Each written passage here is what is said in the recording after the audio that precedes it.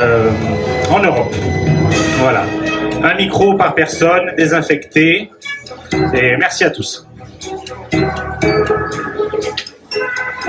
Merci beaucoup, je suis très honorée d'animer cette table ronde. Bon, je dois reconnaître que je suis assez surprise par le froid et assez tétanisée. Et je dois dire également qu'il fait plus chaud en Lorraine. Ce que tout le monde a du mal à croire, et pourtant. Alors, les réponses face à la crise, elles sont diverses. Alors, elles sont conjoncturelles ou structurelles, elles sont générales ou particulières, elles peuvent parfois trouver leur origine dans les entreprises elles-mêmes, mais grâce à des procédés nouveaux, des investissements développés durant la crise. D'autres réponses sont apportées par les collectivités territoriales, par l'État ou encore l'Union européenne. Pour répondre en tout cas à ces questions et pour débattre des réponses à apporter, donc j'ai le plaisir d'accueillir Jeanne Lemoine, présidente du groupe Lemoine, bien connue pour l'expertise, son savoir-faire unique dans la fabrication de produits de santé, d'hygiène à base de coton. Vos attaches sont en Normandie, puisque donc le siège de votre groupe est à Caligny et 4 usines également donc sont en Normandie. Alors, en quelques années, cette petite entreprise familiale qui a été fondée en 1978 est devenue leader sur son marché en Europe et numéro 2 dans le monde avec plus de 200 clients à l'international et 8 usines sur les 5 continents. 10 usines maintenant. Voilà. Pendant la crise, le groupe a su adapter son savoir-faire pour produire des masques et des écouvillons, les seuls à ce jour entièrement fabriqués en France à raison d'1 million par semaine. J'accueille donc également Olivier Boggio, président de Sanofi France, qu'on ne présente plus. Sanofi France, c'est 500 médicaments, vaccins et produits de santé en France, dont 17 vaccins, 30 médicaments et 30 médicaments sans alternative thérapeutique. Les vaccins Sanofi vaccinent 8 millions de personnes chaque année en France. Une boîte de médicaments sur 6 délivrée en pharmacie provient de chez Sanofi. Et Sanofi France, c'est 22 sites industriels et 25 000 collaborateurs. J'ai le plaisir donc également d'accueillir alors des acteurs du monde culturel. Fabienne Voisin, directrice générale de l'orchestre d'Île-de-France, et Lucie Berelovitch, directrice du Centre dramatique national de Vire, le Préau. Alors, je vais commencer par vous, Madame Lemoine. Cette période de crise sanitaire, finalement, est-ce que c'est cette crise qui a permis à votre industrie d'innover plus rapidement que ce qu'elle aurait fait en temps normal? Et finalement, quel rôle entendez-vous jouer à long terme dans les dispositifs médicaux de dépistage et de protection? Alors, je dirais que c'est notre ADN, de toute façon, c'est l'agilité. Ça fait 45 ans. En 45 ans, on s'est extraordinairement développé sur des produits qui avant étaient fabriqués en pays asiatiques, et notre souveraineté, on l'a déjà conquise avant qu'on en parle. Donc, en fait, tout à l'heure, on parlait d'opportunités. Ça n'a pas été le cas pour nous. Les écouvillons, c'était une initiative. Dès qu'on s'aperçoit qu'il y a une pénurie extrêmement pénalisante pour notre pays, puisque manque d'écouvillons pour le dépistage, essentiel pour les soignants d'abord et pour la population ensuite. Donc, qu'est-ce qu'on fait? On se dit, on maîtrise du savoir-faire. Comment utilise-t-on ce savoir-faire?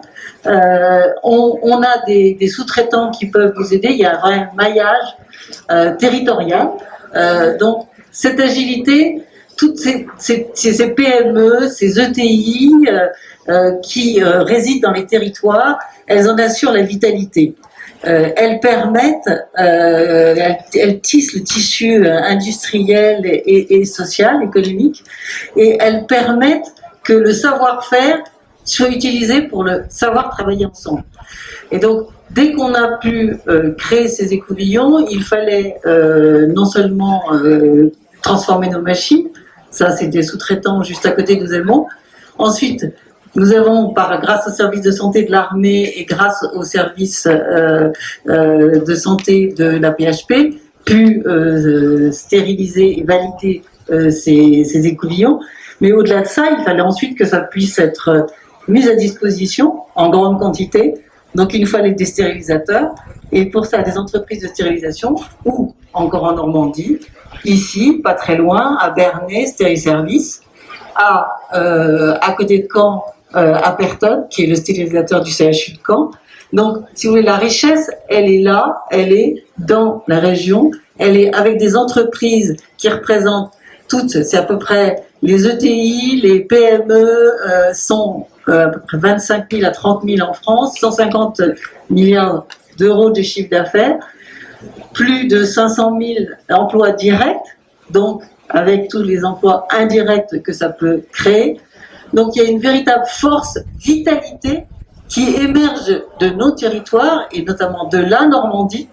Et cette souveraineté, tout à l'heure vous en parliez, cette souveraineté, on en parlait tout à l'heure, c'est vraiment, je dirais, un des axes.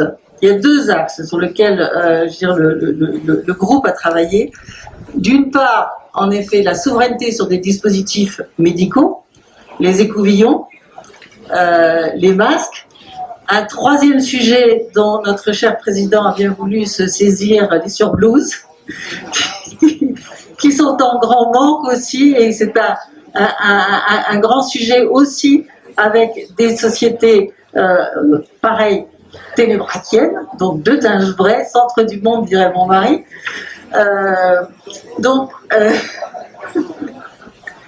Jérôme aussi, j'en suis sûre. Et Jérôme s'est saisi aussi, merci Jérôme, de poser une question à l'Assemblée nationale sur les surblouses.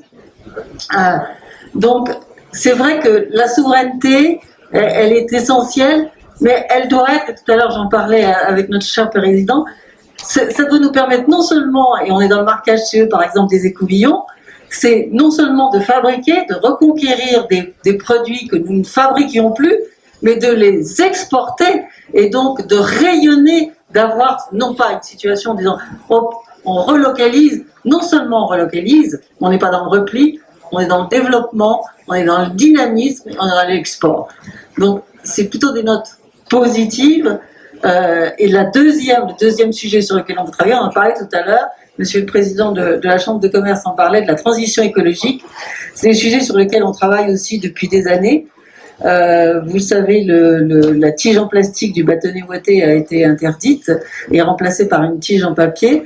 Et cela fait aussi plusieurs années qu'on travaille avec des entreprises pareilles, normandes, deux entreprises, une entreprise de Dingebray aussi, Jérôme, ACG, une entreprise de Caen, CROI, avec lesquelles nous fabriquons des machines, nous avons fabriqué des machines et nous pouvons fabriquer nos tiges papier. Il y a en Europe un seul fournisseur pour l'instant de tiges papier qui est allemand. Il y aura un deuxième qui sera français, qui sera normand. Et ce deuxième, il pourra également vendre à l'Europe et à d'autres continents. Donc, si franchement, nos territoires, ils ont cette vitalité, cette agilité, ils ont cette capacité d'innover et d'être le dynamisme de notre pays. Donc, franchement, il y a des raisons d'espérer. C'est mon optimisme permanent, mais il y a des raisons d'espérer et des capacités aussi, et ça je le dis à tous les jeunes aussi, vous parliez tout à l'heure, Sophie parlait du rebond, de l'emploi, pour les masques par exemple, qui vont démarrer en septembre.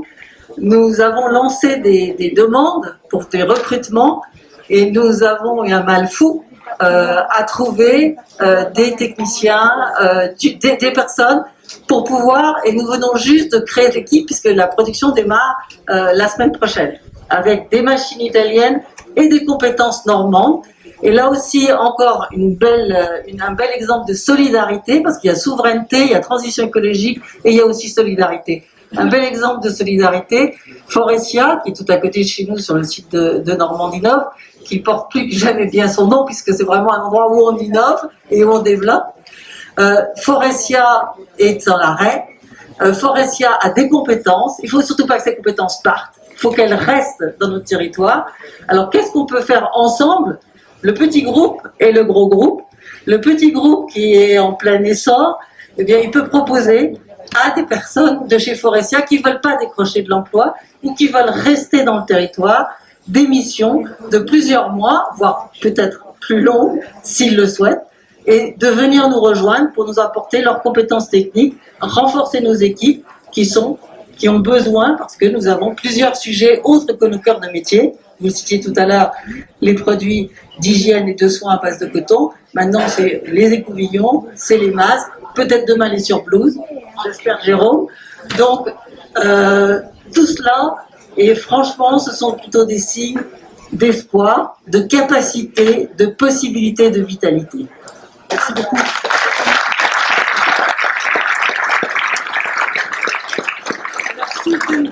Souveraineté locale, souveraineté nationale, souveraineté européenne.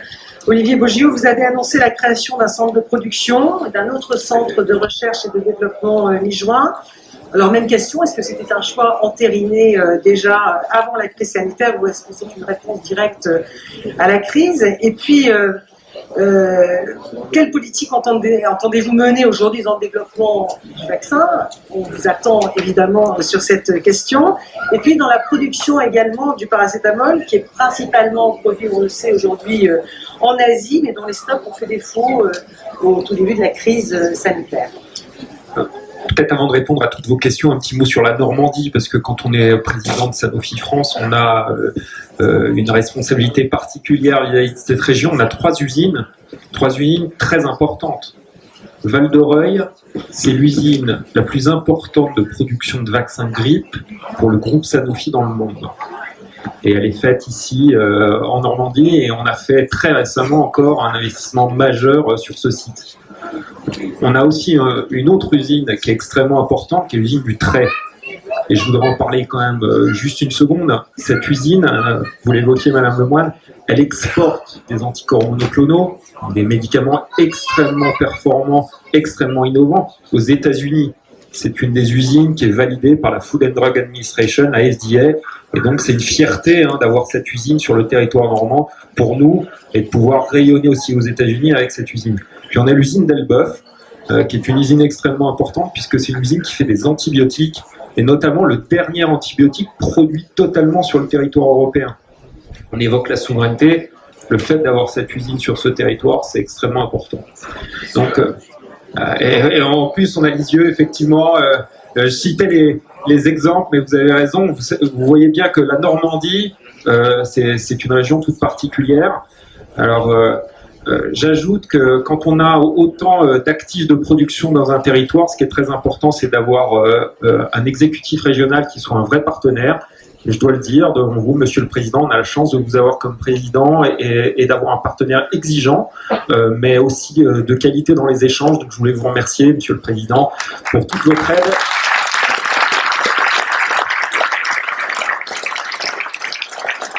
Et je pourrais dire exactement la même chose de Valérie Pécresse, avec qui on a des échanges en Île-de-France aussi. Pour revenir à vos questions de souveraineté, on l'a vu à travers cette crise, mais on l'a vu au fond avant même la crise. Et vous, Madame la députée, qui avez commis un rapport sur les ruptures d'approvisionnement, vous le savez, avant cette crise, on s'est rendu compte qu'on avait été extrêmement loin dans la délocalisation d'un certain nombre de principes actifs essentiels sur des médicaments, notamment vers la Chine et l'Inde. Et avant même la crise, vous êtes peut-être vous-même allé dans vos pharmacies, demander un médicament et votre pharmacien vous a peut-être dit en fait je l'ai pas. Et la réalité est que effectivement un grand nombre de ces médicaments produits en Chine et en Inde se sont retrouvés en rupture parce que les Chinois ne produisent pas les choses de la même manière que nous. Lorsqu'ils décident, eux, de fermer une usine parce qu'ils doivent en ouvrir une autre, vous vous retrouvez dans une chaîne de distribution qui peut être rompue.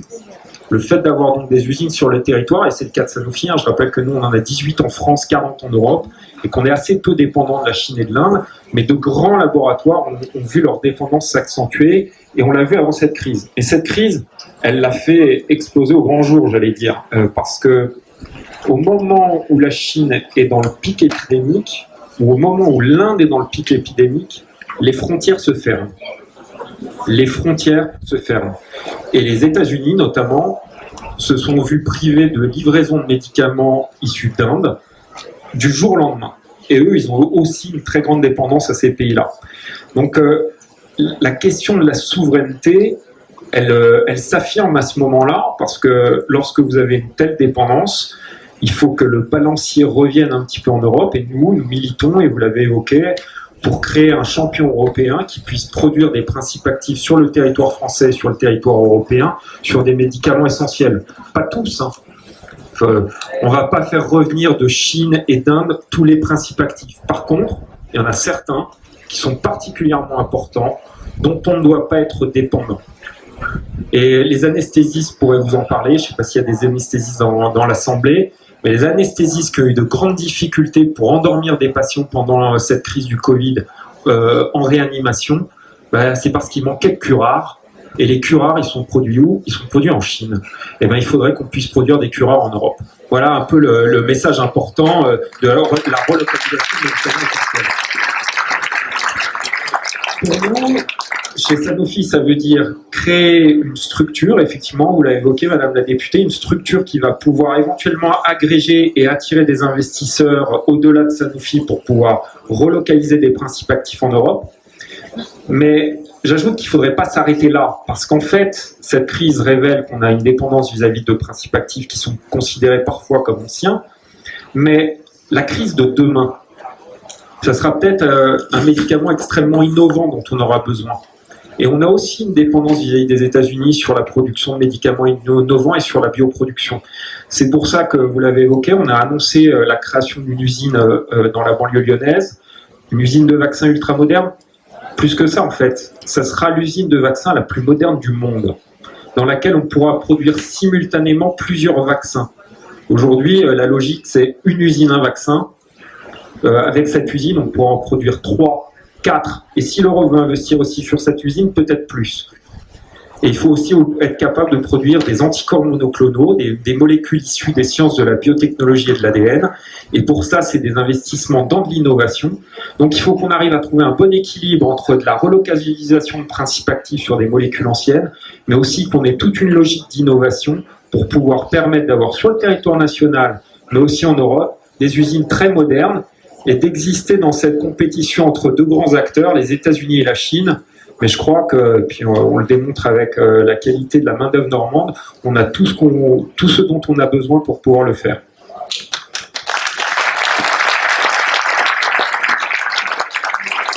Je vais pas répondre à votre question sur les vaccins, mais je la garde peut-être à la fin. Oui, alors on y reviendra. Mesdames, nous avons parlé un petit peu culture. C'est vrai que votre secteur, comme le secteur de l'événementiel, est particulièrement touché. De nouvelles annonces ont été faites rendant le port du masque obligatoire dans les salles de cinéma et de théâtre et en supprimant la distanciation sociale, sauf dans les zones où le virus circule activement. Alors, le Premier ministre a également annoncé un plan de soutien au secteur culturel de 2 milliards d'euros, avant d'ajouter « Vivre avec le virus, c'est aussi se cultiver avec le virus ». Alors, que pensez-vous de ces annonces et comment donner envie de se cultiver avec le virus? Oui. Bonjour. D'abord, peut-être rappeler qui nous sommes. Je représente ici les orchestres et les opéras de France. D'ailleurs, je suis très heureuse d'être en terre normande puisque nous avons nos deux régions avec l'opéra de Rouen dirigé par Loïc Lachenal et l'Orchestre national d'Île-de-France, deux régions qui ont non seulement soutenu par dans les premières réactions. Alors je fais comme vous, je remercie Monsieur Bogilot, je remercie évidemment ma présidente qui est ici par sa réactivité et son appétit et son attention sur la culture et sur les conséquences de la culture et sur l'indispensable existence de la culture. Je sais que Monsieur le Président Morin à cette même réaction, et je salue aussi Catherine Morin-Desailly et notre vice-présidente aussi de la culture, Florence Portelli, qui est également présidente de l'orchestre. Pourquoi je dis ça? Parce que nous partageons deux réflexions. D'abord, celle qui a permis de coordonner l'ensemble, puisque Loïc Lachenal est président du syndicat des orchestres et des opéras réunis, les forces musicales. Et c'est avec lui que nous avons d'abord réagi à tout cela, coordonné au niveau national ce qu'il fallait faire. Et puis nous partageons une autre application pour les tout petits, avec l'opéra de Rouen, qui est née d'ailleurs pendant le confinement, alors qu'elle devait naître en septembre. On l'a avancé volontairement pour pouvoir maintenir le lien avec le public, puisque ce confinement nous a privés de notre ADN, c'est-à-dire nous sommes là pour partager la passion du répertoire et de la création, qui est mise en œuvre par des artistes qui ont été lourdement touchés. Et le confinement nous a complètement arrêtés dans cette rencontre, puisque tout ce que nous faisons, tous les savoir-faire, même artisanaux, que nous mettons en œuvre, sont là pour vous rencontrer, pour rencontrer le public. Sans partage avec le public, il n'y a pas cette rencontre, cette découverte, que ce soit pour les concerts ou pour l'action culturelle, auquel l'Orchestre national de France est très investi. Et d'ailleurs, Madame Pécresse, dès son arrivée, nous a demandé d'agir sur les lycéens, et eux aussi ont été nous avons complètement dû stopper toutes ces actions-là. Alors, comment nous avons réagi à cela?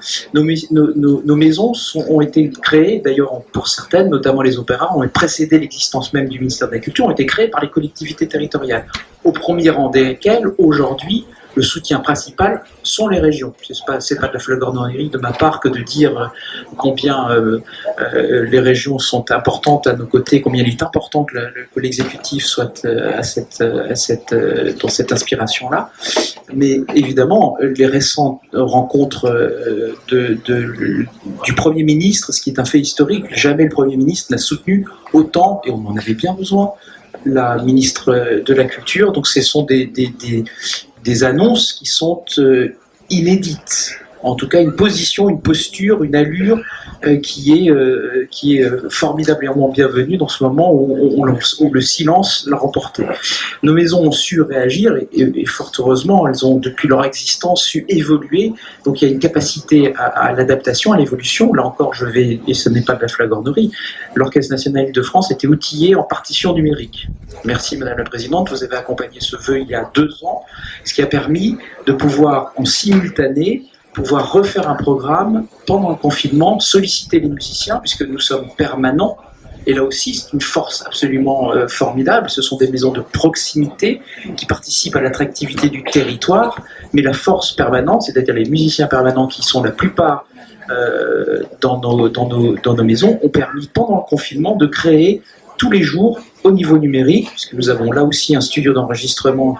Nous avons eu Nécreux, chère Valérie, il y a 2 ans, en créant ce studio. Donc là encore, c'est un exemple d'une région qui a accompagné une innovation qui nous a permis de pouvoir enregistrer, diffuser en streaming des concerts, 6 concerts, ce n'est pas rien, pendant et dès le premier jour du confinement.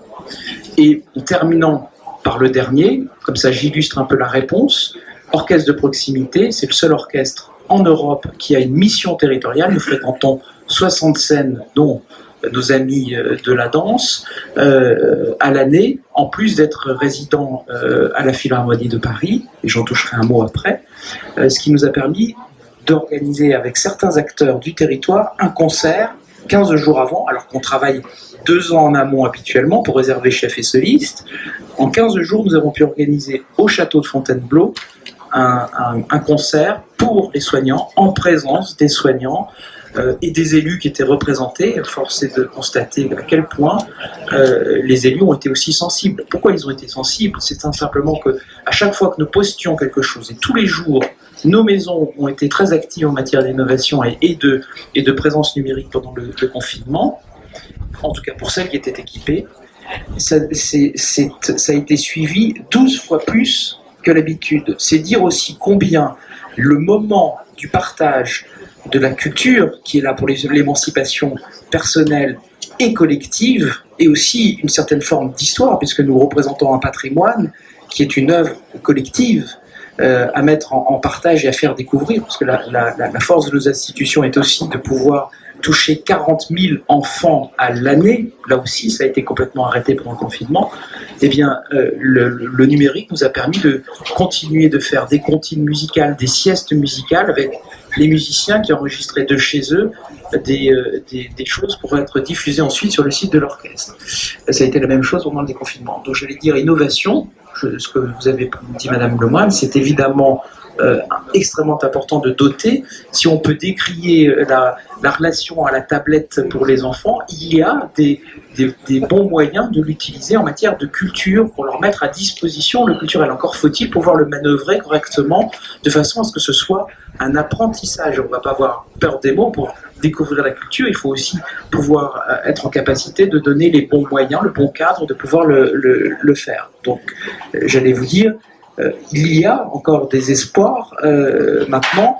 Le demain, c'est-à-dire que fait-on maintenant? Ça a été évidemment de pouvoir réagir avec le ministère de la Culture pour pouvoir mettre en œuvre et respecter la distanciation, puisque la distanciation elle n'est pas seulement en salle, elle est sur scène. Nous devons respecter une distance entre les musiciens, ce qui veut tout simplement dire que nous ne pouvons pas jouer du Wagner, par exemple, qui demande 110 musiciens sur scène. Et non, on ne peut plus convoquer 110 musiciens sur scène sur le même périmètre. Alors nous, qui sommes à la fois très fiers de cette mission de diffusion sur 60 scènes différentes, vous imaginez à quel point il a fallu procéder à une opération minutieuse, j'allais dire quasiment à la pince à épiler, pour refaire totalement les programmes de septembre à décembre. Néanmoins, nous sommes créatifs, il y a un répertoire tellement immense, tellement riche, que nous pouvons là où nous prévoyons du Wagner, mettre du Brahms, ce qui est moins gourmand en musiciens. Ce qui veut dire que nous ne pouvons pas convoquer l'ensemble de nos musiciens, 95 musiciens par an pour l'Orchestre national d'Île-de-France. Je termine avec les salles. Les pauvres, évidemment, alors nous n'avons pas de salle, nous sommes tributaires de ceux qui nous accueillent. Mais l'ensemble de mes collègues ont une salle à gérer et combien c'est difficile d'organiser la venue du public, puisque maintenant il est question de donner toutes les conditions pour donner la confiance au public, qu'il puisse revenir. C'est le cas aujourd'hui, nous l'attendons et nous n'attendons plus que, comme dit Loïc Lachenal qui en a fait son emblème pour cette nouvelle saison, nous n'attendons plus que vous. Néanmoins, port du masque, respect, et puis évidemment, il y a, nous qui sommes à la Philharmonie de Paris, 2500 places aujourd'hui, demain, 1er septembre, 700 places seulement. C'est des recettes que nous n'aurons pas, et évidemment, là encore, si nous n'avions pas la région à nos côtés pour supporter, et évidemment là aussi le ministère, pour supporter cette perte de recettes, nous ne pouvons pas nous en sortir. Et je pense là aussi à nos collègues qui ne sont pas subventionnés, combien c'est difficile. Nous avons été aussi, vous parliez de solidarité tout à l'heure, absolument solidaires, de telle sorte à pouvoir payer les chefs et solistes qui étaient invités, les techniciens, dès lors qu'ils étaient contractualisés. Merci beaucoup.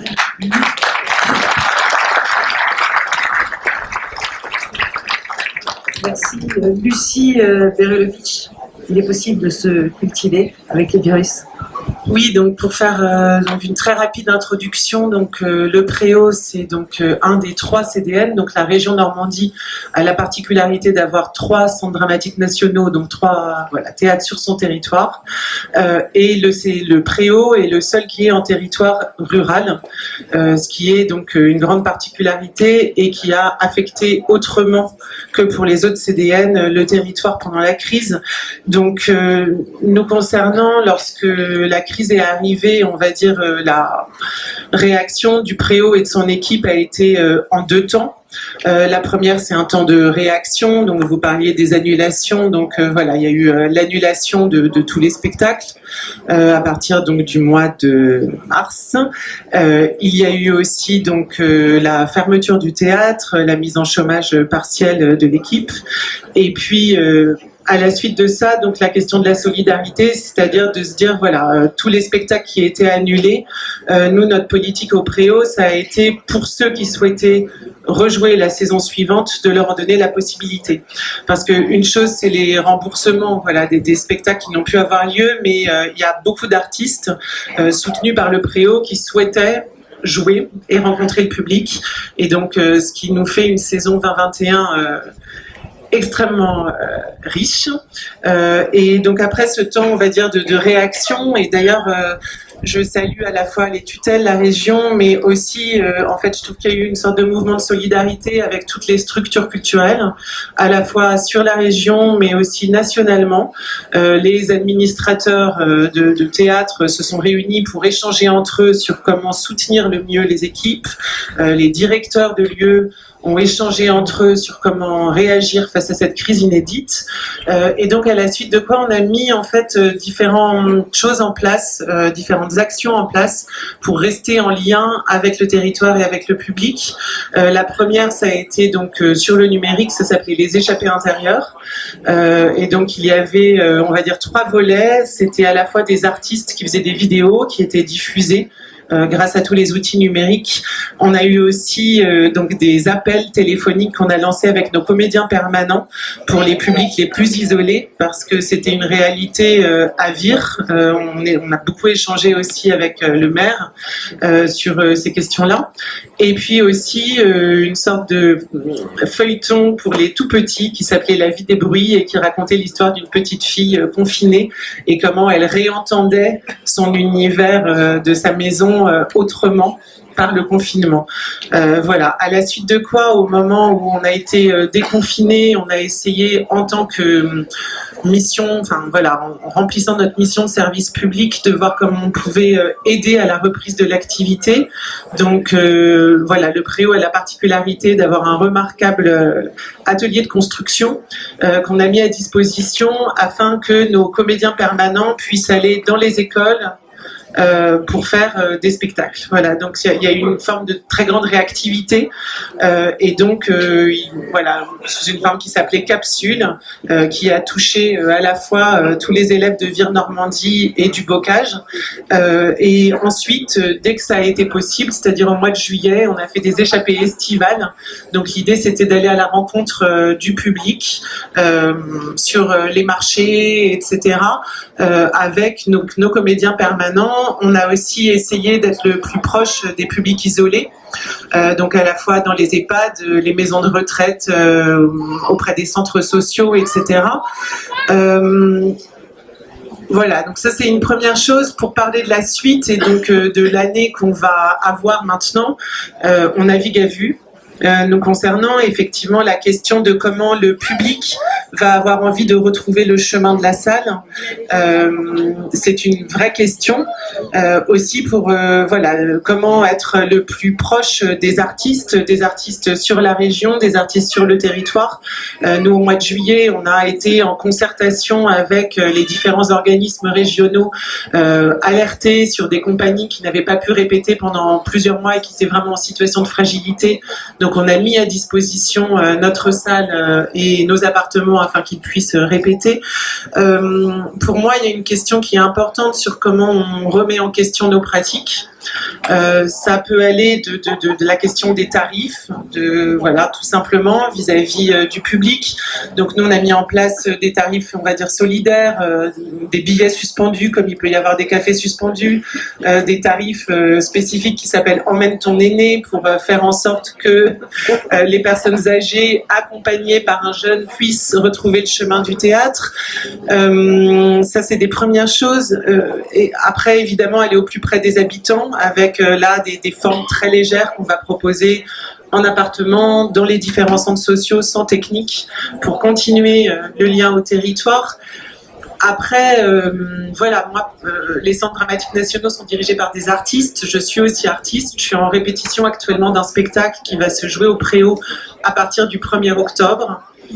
Comment le public va avoir envie de venir voir ce spectacle, comment ça va être pour les comédiens de jouer face à une audience masquée. Je trouve que ça pose des questions assez fondamentales sur la place de l'artiste dans la cité, c'est-à-dire effectivement répéter dans cette période trouble. Voilà, on se dit qu'est-ce qu'on a profondément, je trouve que ça remet des questions fondamentales sur qu'est-ce qu'on a à raconter au public, qu'est-ce qu'on a à transmettre. Effectivement, à partir du moment où ça va demander un effort tout particulier au public d'être là, qu'est-ce que ça va transformer chez eux, donc quelle responsabilité on a aussi dans la prise de parole qu'on fait par le théâtre. Et je finirai par dire que pour moi, il y a des enjeux importants qui rejoignent aussi les enjeux de la région, me semble-t-il, qui sont... Voilà, en tout cas, nous, au sein du Préau, on réfléchit à ces choses-là qui sont les enjeux environnementaux. Comment un théâtre au sein d'une cité se positionne à cet endroit-là, les enjeux européens. On sait que la mobilité va être une vraie question pour nos adolescents en territoire rural. Elle a toujours été prégnante, mais elle l'est particulièrement actuellement. Et enfin, sur la question de Normandie territoire créatif, la question aussi de l'accessibilité à tous, de la création et de l'irrigation des territoires. Il me semble qu'on peut aussi saisir cette opportunité pour essayer de décloisonner et chacun à notre endroit, tout secteur confondu, essayer de retrouver ensemble des endroits d'utopie. Pour nous, le théâtre, le Préau, au sein d'une ville telle que Vire-Normandie, c'est un lieu incroyable aussi, qui peut être un lieu de rencontre, d'échange, un lieu de confrontation. Donc aussi une des réponses qu'on a, c'est d'organiser des temps qui ne sont pas des spectacles. Le 20 septembre, on fait venir un certain nombre de penseurs autour de la question de l'écologie par rapport à un spectacle qu'on va faire venir ensuite. Donc je pense qu'il y a matière à remettre en question des pratiques, tout secteur confondu. Merci beaucoup. Beaucoup d'initiatives, l'interlocutrice de choix avec Catherine Morin-Desailly, qui est également présidente de la commission culture au Sénat et que je salue bien amicalement. Encore deux questions pour conclure, mais rapidement. Madame Lemoine, l'État français a annoncé que les impôts de production baisseraient de 10 milliards d'euros en 2021 et 2022. Qu'est-ce que ça change dans le comportement d'un groupe comme le vôtre, présent sur le territoire français, avec plusieurs usines, mais aussi dans le monde? Est-ce que ça vous rend plus compétitif? Surtout, ça vous donne plus de moyens. Parce que la réforme en profondeur de la fiscalité est vraiment une nécessité. Aujourd'hui, les entreprises, les PME, les ETI sont alourdies par cette fiscalité de production. Donc, pouvoir en effet bénéficier de cette diminution des taxes de production permettra d'investir plus fortement. Et grâce à cet investissement, le cercle vertueux pourra exister, c'est-à-dire qu'on pourra continuer de dynamiser nos PME, nos ETI, créer des emplois. Donc, ça ne peut être qu'un facteur qui accompagne la relance. Merci beaucoup. Olivier Boggio, on va conclure. Le vaccin, c'est pour quand? C'est une question qu'on a gardée pour la fin, évidemment. Juste avant de répondre à la question pour Sanofi, je voudrais, et François Langlais le disait tout à l'heure, cette crise, elle révèle aussi des choses positives. Elle a démontré d'abord la fertilité de la science. Il y a environ 200 équipes dans le monde qui travaillent sur les vaccins. Le dernier comptage, c'était 167. Et ces équipes-là, elles travaillent toutes sur des vaccins différents. Donc, il n'y aura pas qu'un vaccin. C'est mon message aussi à vous aujourd'hui. Souvent, on me pose la question en disant « Celui qui trouve le vaccin, est-ce que vous allez le produire pour lui ?» Non, parce qu'il y a plein de sortes de vaccins qui sont en cours de recherche et qui vont être produits. Et lorsqu'on regarde les grands leaders, il y en a une dizaine dans le monde qui sont déjà très en avance par rapport à la production d'un vaccin. J'ai eu l'occasion de le dire à plusieurs reprises dans les médias, un vaccin, il faut une dizaine d'années en général pour pouvoir le faire. Et on est en train de faire un truc absolument extraordinaire qui est, est-ce qu'on va être capable de faire un vaccin en 1 an? Dit et sûr, et je vais y revenir. Donc, 1 an, 18 mois pour faire un vaccin, c'est un vrai challenge. Mais en fait, le challenge, il est surtout de penser simultanément au moment où vous commencez votre recherche et vos études cliniques à la capacité de le produire. Là aussi, on finit par l'oublier parce que les chiffres sont vertigineux, mais il va falloir vacciner des milliards de personnes. Des milliards de personnes. Donc il va falloir des milliards de seringues, il va falloir des milliards d'aiguilles, il va falloir des milliards de flacons, il va falloir diagnostiquer des personnes avec des milliards d'écouvillons de Madame Lemoine. Il faut avoir ça en tête. Donc c'est à la fois une course à la recherche, mais la capacité de produire le vaccin va être extrêmement importante. Alors, je viens à la réponse à votre question. Il y a quelques acteurs qui sont rentrés en développement clinique chez l'homme. Donc, il y a des essais aujourd'hui de tests de vaccins et on estime qu'on aura des résultats significatifs pour pouvoir commercialiser un vaccin pour certains de début 2021 sur différentes plateformes vaccinales.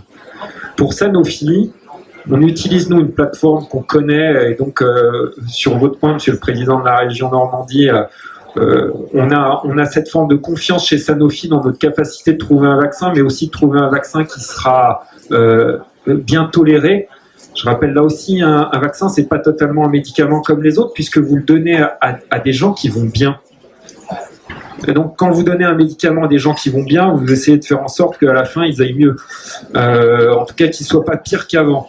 Donc, on essaye de développer un médicament qui soit donné en toute sécurité. Et si vous voulez, nous, on pense qu'on sera en capacité d'avoir un vaccin et de le produire en quantité suffisante à la fin du premier trimestre, probablement début du deuxième trimestre 2021. Donc, c'est demain. Et j'espère, vous savez, c'est une course pour pouvoir avoir des vaccins, c'est une course où il faudra plusieurs vainqueurs, mais qu'à la fin, quand vous aurez à vous à choisir un vaccin, vous aurez confiance dans le vaccin de Sanofi comme étant le plus efficace et le mieux toléré.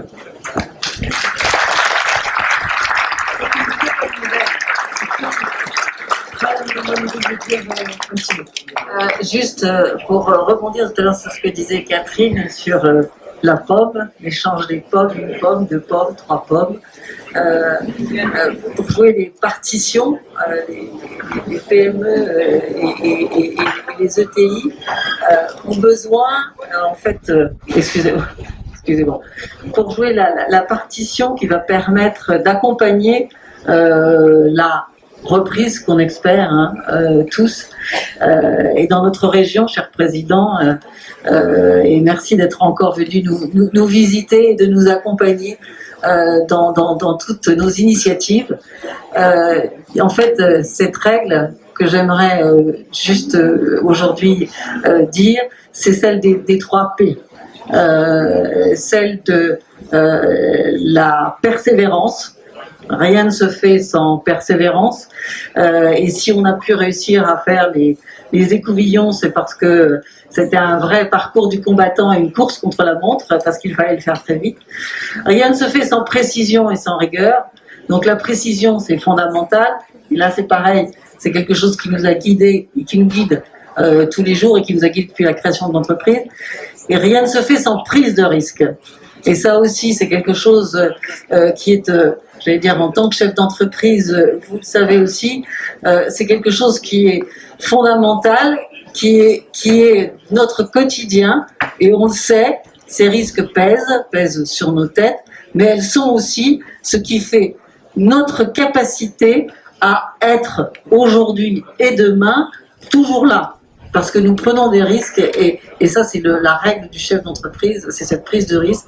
C'est des investissements, ce que nous avons réalisé par exemple pour les masques, pour les écouvillons, pour la transition écologique, entre les tiges papier, la diminution de la taxe carbone, c'est 7 millions d'euros qui sont injectés dans la Normandie, puisque tout, c'est toujours avec des entreprises locales. Donc ces 7 millions d'euros, c'est injecté, c'est donc de l'emploi, c'est donc de la consommation, c'est tout cela. Et ça, c'est parce que, en effet, on aime prendre des risques. C'est un très bon point. Et c'est vrai pour votre groupe, c'est vrai pour un groupe de taille mondiale comme Sanofi, où lorsque vous investissez sur un vaccin, on va y mettre plusieurs centaines de millions, voire plusieurs milliards, et on partage le risque avec certains États, avec l'Europe, avec les États-Unis, avec l'Angleterre. C'est essentiel parce que, imaginez demain, nous, tout l'investissement qu'on met sur la table pour un vaccin qui ne marcherait pas. C'est possible, c'est possible, mais ce risque, c'est un risque à plusieurs milliards, et on le partage avec les pouvoirs publics. C'est vraiment très important ce que vous venez de dire. Merci à tous. On va rester sur des messages. Merci pour le partage. je vois tous et puis je laisse Thomas nous annoncer la suite des événements. Merci beaucoup.